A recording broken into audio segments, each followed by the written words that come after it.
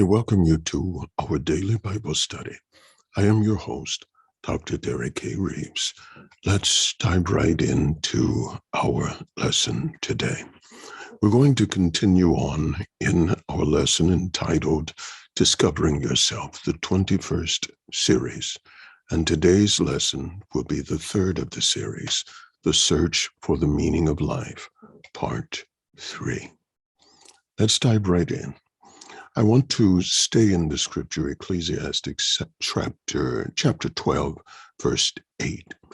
And so the writer says, "Vanity of vanities, saith the preacher, all is vanity."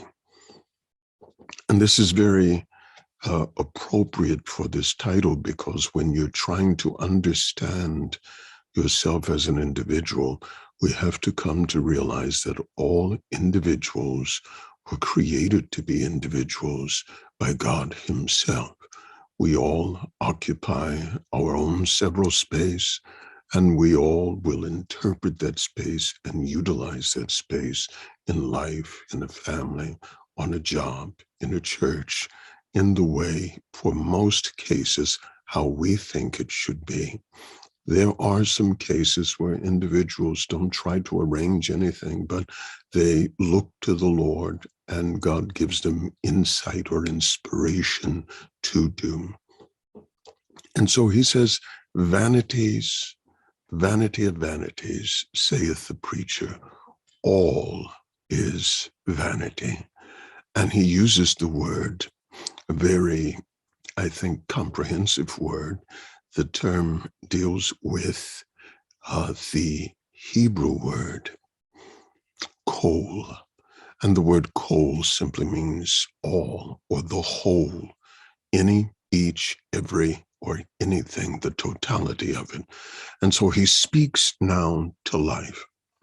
Excuse me. And in speaking to life, he reveals that every pursuit, everything we do, everything as a human we consider, it's all vanity of vanities. A very important aspect of this terminology is that when it comes to the Hebrew, this term in the ancient Hebrew talks about a flowing of any substance that's flowing or rolling away. And so it speaks of something coming to be nothing. And it speaks of something being nothing, or a flowing away of all except for one, and that's the individual. And so it speaks of diminishing. And so when we look at this vanity of vanities, it talks about a flowing of all things as if a current of water were to flow away. It can speak in some cases of swallowing or things being or becoming empty. And so it's the word hebel or habel, and it means a vapor, a breath. It's akin to the word able, which is called hebel. And so it indicates then that all things are like the breath. They're here and they're gone. It is a vanity of vanities. And it's very, very interesting, because when we look at it, he speaks of things being empty or vain, something that is transitory and unsatisfactory. And so he indicates that what we can see and what we can find, and really what we do in our own strength, in our humanness, no matter what we achieve as a result of being in this nature, and as a result of being separated from God, what does it amount to? Because we really don't know the time of our demise.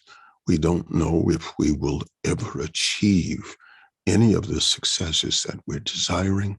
And in many cases, when people do achieve the success and fulfill the objectives, many of them are not happy with their life or happy with themselves.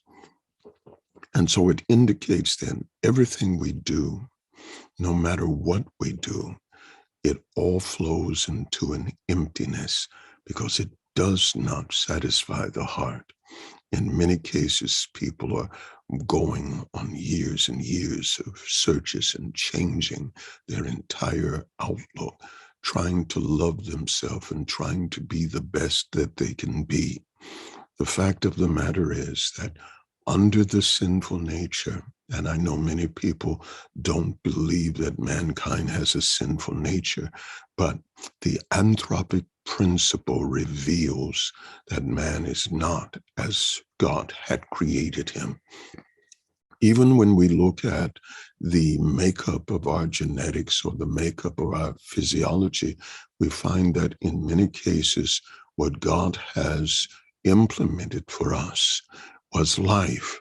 But the life that we live is always ebbing and flowing.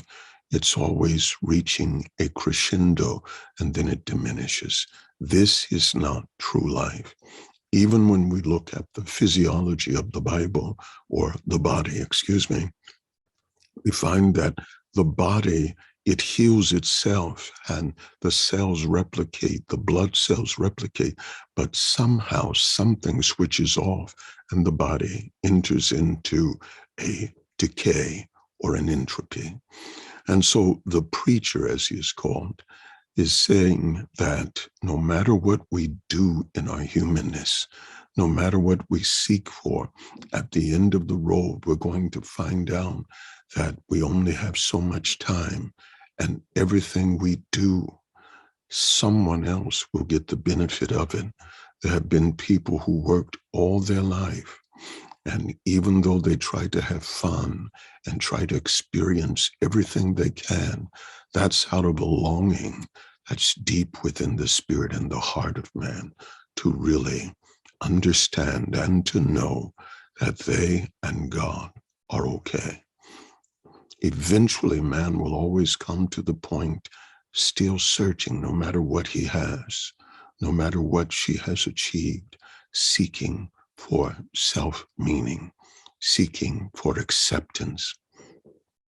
And one of the greatest dilemmas of those who are highly successful is that in many cases, they lose their grounding because they don't know if people really love them or if they love being around them for what they have achieved. And so you would think that most people who are successful, they are very well adjusted, but many of them are very maladjusted, and many of them, because they have what we would call a secular point of view, a materialistic point of view, they are satisfied with their achievements because they don't understand that life goes beyond the human life, and life moves beyond the accomplishments in this life. And so he says, vanity of vanities. Hebel, Hebel, emptiness of emptiness, saith the preacher. All is emptiness. All is transitory. You cannot keep it.